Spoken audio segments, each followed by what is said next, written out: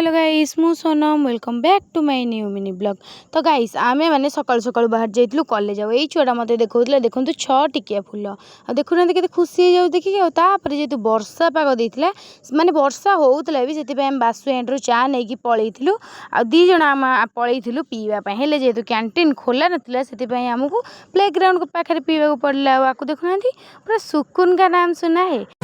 Oh my God!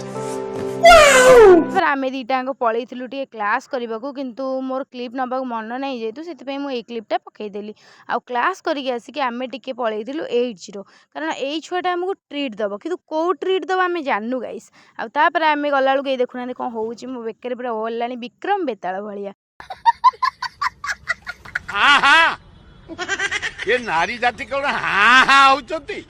ओटा पाटो नाही साटो नाही आ गाइस एई छोटा देखुना निजे निजे स्नैप कलानी आ तापर आमे टिके पळे आस्तिलु कॉलेज आ देखुना गाइस कॉलेज रे केते पिला कारण एबे एग्जाम सरीले ना सेति पय आ देखुना गल्ला बेलु केमि जाइतिला आसिला बेलु को अवस्था आकु देखुना केंति भकुआ भलिया अनैछि मु वीडियो करछि आकु देखंतु एठी आ तापर आमे कॉलेज रु सीधा पळे आस्तिलु घर को बाय बाय गाइस पुणी देखाबो नेक्स्ट मिनी ब्लॉग रे जय जगन्नाथ।